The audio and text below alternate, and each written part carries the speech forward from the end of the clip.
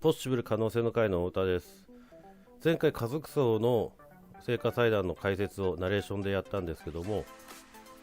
文字よりも分かりやすかったよというご意見をいただけたので、今回もまたやっていきたいと思います。よろしくお願いします。最初に刃物を貼っていきます。特に後ろに白いものがあるときは透けないように厚めに貼っていきましょう。最初に菊でアウトラインを作っていきます。前回のでも言ったんですけども、アウトラインというのは外側の線のことです。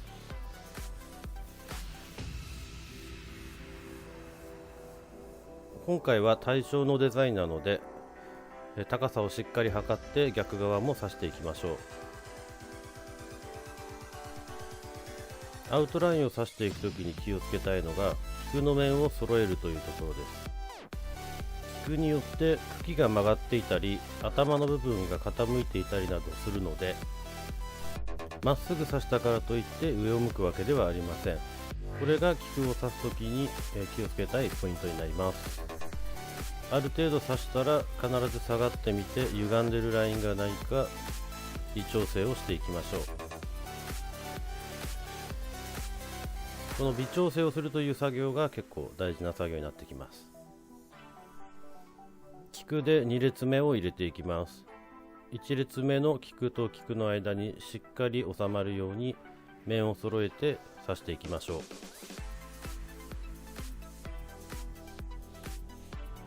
う。しっかりとアウトラインが一本線になるように刺していきます。はみ出してしまっている花びらや、悪くなった葉っぱはしっかりと取って刺していきましょう。刺したら必ず後ろに下がってラインが整っているかどうかを確認しましょう。3列目はスプレー菊の白を刺していきます。アウトラインにしっかり重なるように、アウトラインの白いところに少し重なるように刺していくのがポイントです。お気づきの方もいると思いますけれども、前回の家族葬の聖火祭壇の応用編になっています。前回作った祭壇がこれなんですけども、これを半分に切って左右に乗せたようなイメージを持ってくれると分かりやすいと思います。僕の聖火祭壇が初心者に向いているのは、こういったパーツを応用して聖火祭壇を作ることが多いからです。次に紫のスプレーストックを入れていきます。今回のスプレーストックは茎が結構伸びすぎてしまっているので、裂きながら使っていきます。裂いた方の小枝の方も後で下の部分で使っていきます。今回のは新芽も少し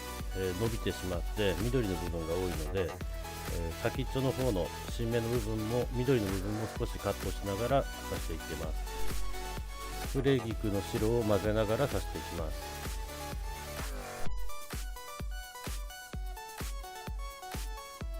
うまくさっきの小枝を折り混ぜながら刺していきます。料理と一緒で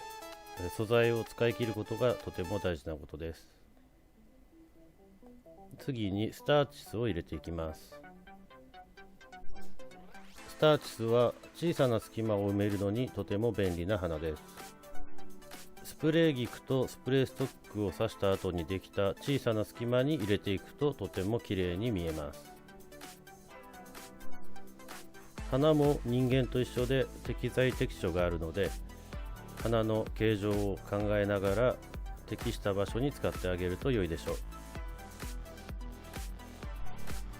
先ほど出たスプレーストックの小枝もしっかり使っていきます。これも料理と一緒なんですけども、手間を惜しまないのが綺麗に作るポイントになります。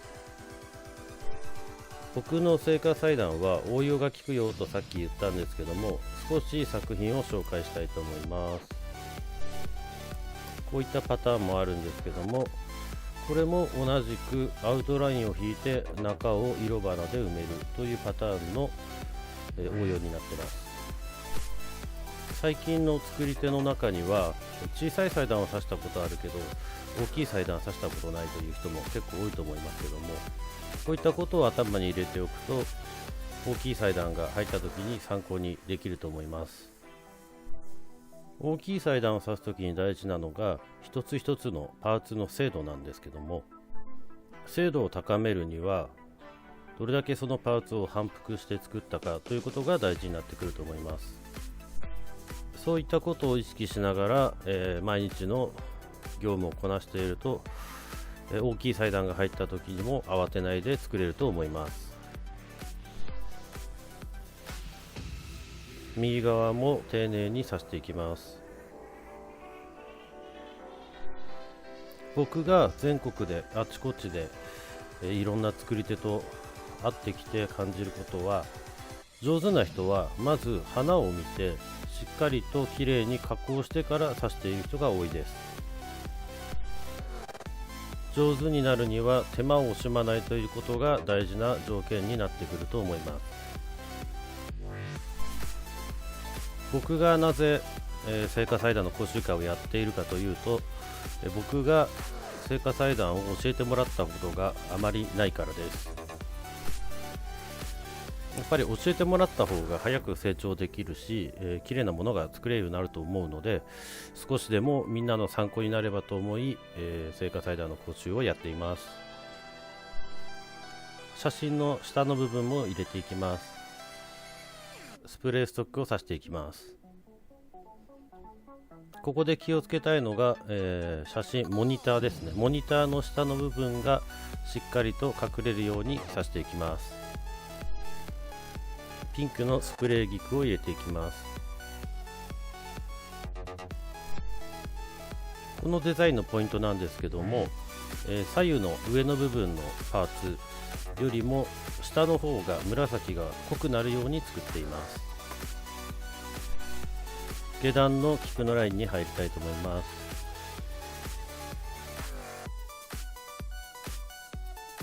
左右対称なのでしっかりと逆側にも同じ高さでポイントを打っていきます。最初は大まかにポイントを打っていきましょう。大体の形が想像できるぐらいポイントを打った方がいいと思います。先ほども言った通りアウトラインを作るのは、菊の面を揃えることが大事になってきます。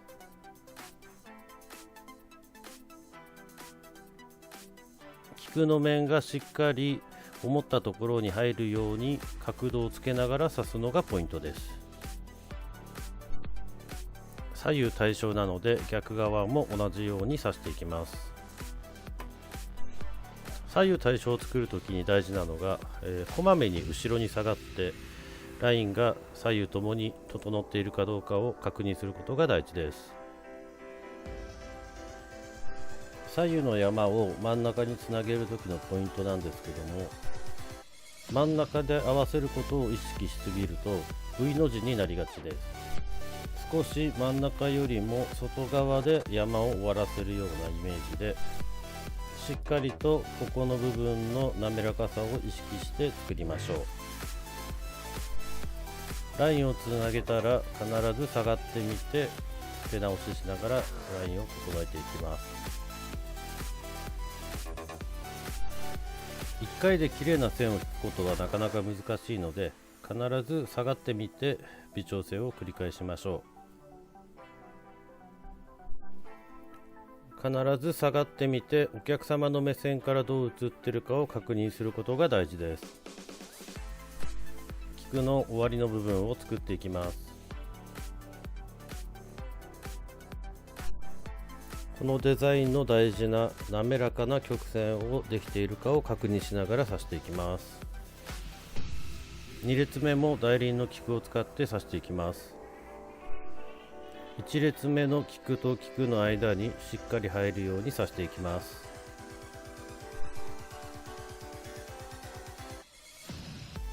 今回は開いた菊が多かったので2列目も大輪の菊を使っていますが、2列目からスプレー菊を使っても大丈夫です。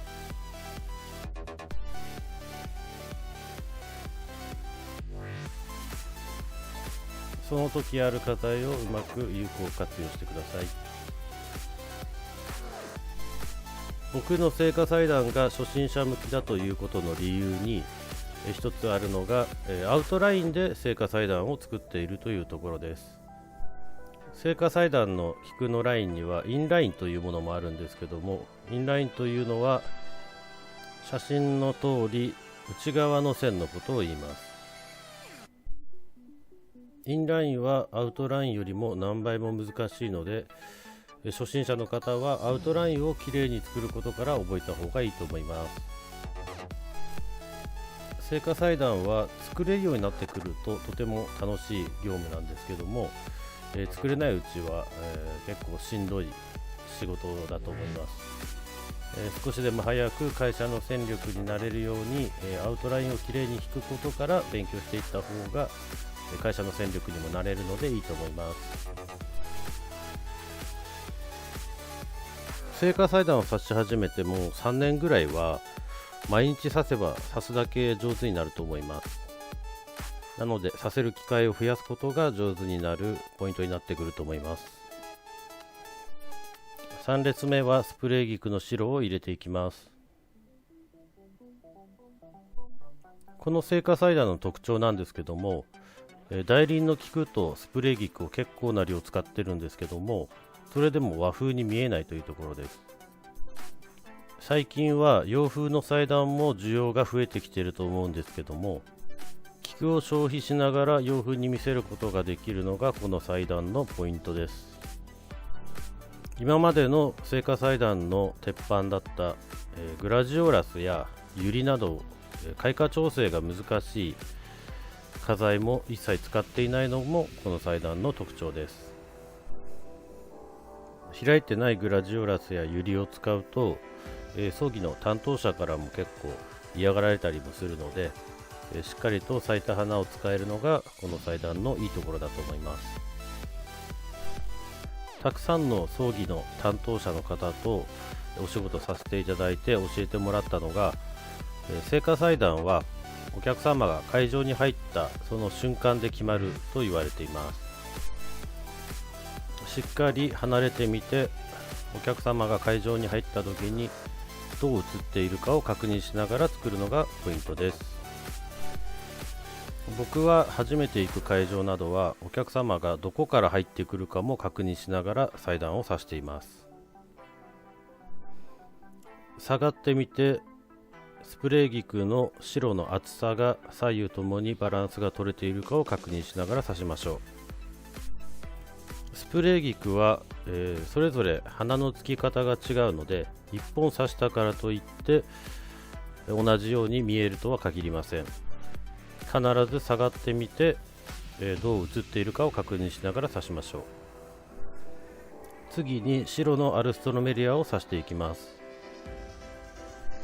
僕が作っている聖火祭壇は通常市場で手に入りやすい花で作っているんですけども、それは地域によって仕入れには格差があるからです。都市部で市場が充実しているところは良いのですけども、今僕が住んでいる青森県の五所川原市には市場自体がありません。そういった事情もあり、比較的手に入りやすい花で聖火祭壇を作るようにしています。僕もずっと38年間札幌に住んでいたので、札幌の市場がとても充実していたなって今になって感じます。なので比較的どの地域にいても、作れる祭壇のデザインになっていると思います。次に白のスプレーストックを使っていきます。こちらも少し枝が伸びていたので小分けにして使います。新芽もしっかり取りながら刺していきます。この時期のスプレーストックは枝が伸びすぎていて小分けにして刺していくのは結構大変な作業なんですけども、きれいに刺すためには必要なことなので頑張ってやっていきましょう。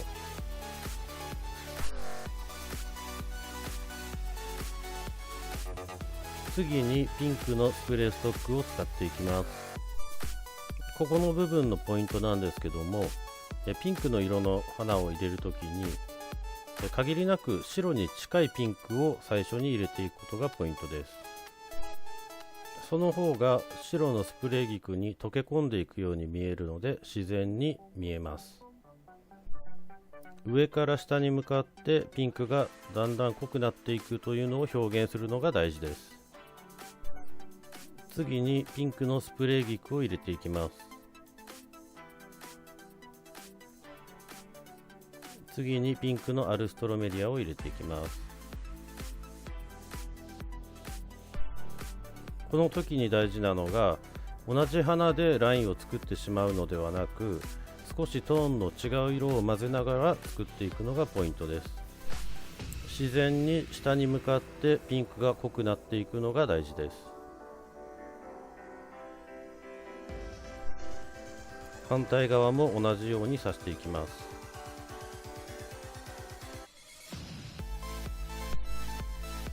今回はスプレーストックを紫、ピンク、白と3種類使ってて、全部小分けにしながら使っているのでちょっと時間がかかっている裁断です。経験したことがあると思うんですけども、今回はストックの在庫がたくさんあったので、どうしても今回使い切りたくて入れました。しっかり在庫の花を使ってあげることが大事です。どうしても仕入れは価格が変動するものなので、在庫の花にちょっと偏りができたりっていうのがどこの花屋さんにもあると思うんですけども、そういった事情も考えながらうまく花を使ってあげることが花屋の経営には大事なことです。比較的生花祭壇に使う花は開いている方が良いとされますが、仏花、仏花ですね、お供えの花とかを売っている小売店とかでは、つぼみの花の方が重宝されることが多いです。開いている花はしっかり祭壇に使ってあげましょう。最後にカーネーションでスペースを埋めていきます。前回の動画の時にも言ったんですけども、カーネーション、マスフラワーですねはスプレー菊やアルストロメリアやスプレーストックで埋めた空間の間にできた小さなスペースですね、そこに入れてあげると綺麗に映ります。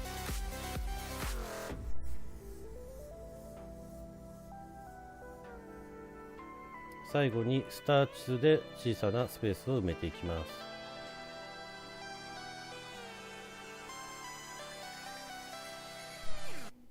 見ていてお気づきの方もいるかと思うんですけども、